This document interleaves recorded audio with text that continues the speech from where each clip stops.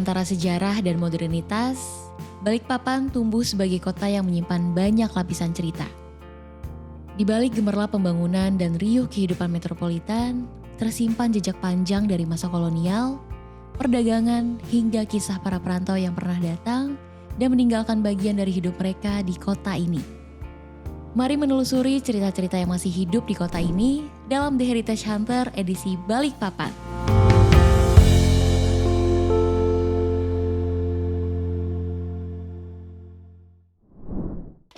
Titik kumpul sekaligus lokasi pembuka adalah Gramedia MT Haryono.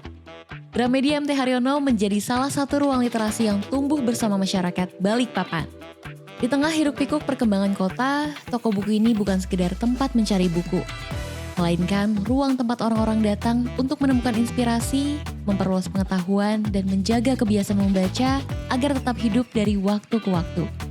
Perjalanan kali ini turut ditemani oleh tote bag Popomangun dan Deorex, menjadi bagian dari perlengkapan yang menemani setiap langkah selama menyusuri jejak sejarah kota. Setelah registrasi dan briefing singkat, perjalanan pun dimulai. Untuk menuju lokasi selanjutnya, kami menaiki angkutan kota atau yang lebih dikenal dengan sebutan angkot. Angkot secara unik disebut sebagai taksi oleh warga Balikpapan. Angkot sendiri pernah menjadi denyut utama mobilitas masyarakat Balikpapan. Di tengah perkembangan kota dan hadirnya transportasi yang lebih modern, keberadaan angkot perlahan mulai ditinggalkan.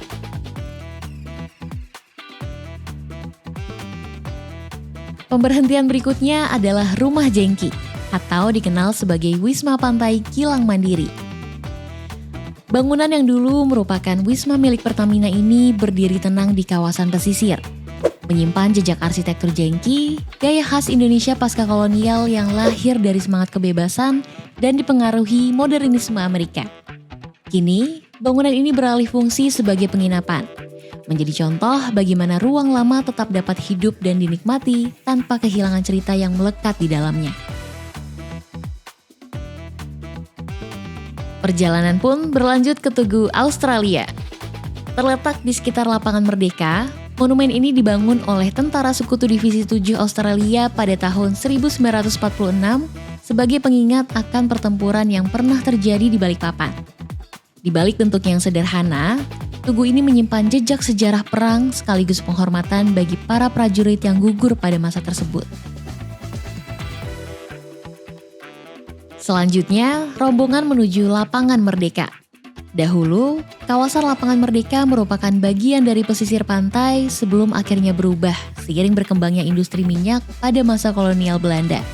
Hingga hari ini, Lapangan Merdeka tetap hidup sebagai ruang publik yang terus digunakan warga, mulai dari berolahraga, berkumpul, hingga berlangsungnya berbagai kegiatan komunitas di tengah kota. Perjalanan berlanjut ke Komplek Banua Patra dan Gelora Patra atau pada zamannya dikenal sebagai The Society Balikpapan. Kawasan ini dulunya merupakan bagian dari kompleks rekreasi milik perusahaan minyak Belanda yang dibangun sebagai ruang rekreasi bagi para pekerja dan keluarganya. Di tempat ini, kehidupan sosial pernah tumbuh melalui berbagai fasilitas seperti lapangan tenis, kolam berenang, hingga area pantai yang menjadi tempat berkumpul dan beristirahat. Meski zaman telah berubah, kawasan ini masih menyimpan jejak tentang bagaimana sebuah ruang pernah hidup dan menjadi bagian dari keseharian masyarakat pada masanya. Walking tour kemudian mengunjungi Pillbox Bunker Melawai. Bunker ini merupakan peninggalan masa Perang Dunia II yang dahulu digunakan sebagai bagian dari sistem pertahanan di Balikpapan. Perjalanan berlanjut ke Rumah Panggung Dap.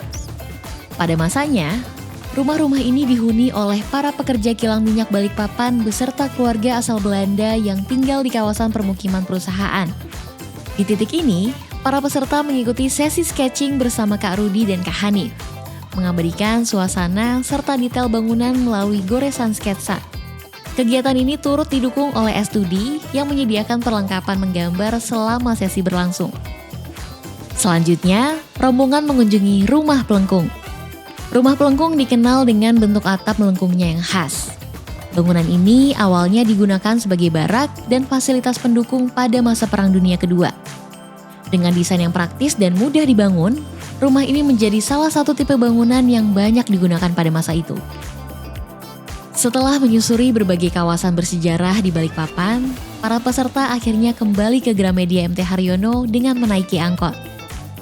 Sesampainya di Gramedia MT Haryono, para peserta beristirahat sejenak dan menikmati makan siang bersama dari Burger King setelah perjalanan menyusuri kawasan bersejarah kota. Setelah makan siang, para peserta mengikuti aktivitas terakhir, yaitu Clay It Paint It bersama searah keramik. Dalam sesi ini, peserta diajak melukis dan mengeksplorasi kreativitas melalui media keramik dengan perlengkapan yang didukung oleh Phoenix dan Giotto. Setelah seluruh aktivitas selesai, para peserta menerima enamel pin sebagai penanda bahwa mereka telah menyelesaikan rangkaian perjalanan The Heritage Hunter Balikpapan.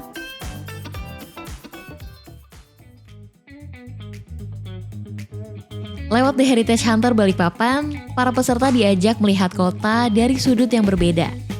Bukan hanya menyusuri jalan dan bangunan lama, tapi juga menelusuri kisah tentang industri minyak, ruang-ruang peninggalan kolonial, hingga jejak perang yang masih tertinggal di berbagai sudut kota Balikpapan.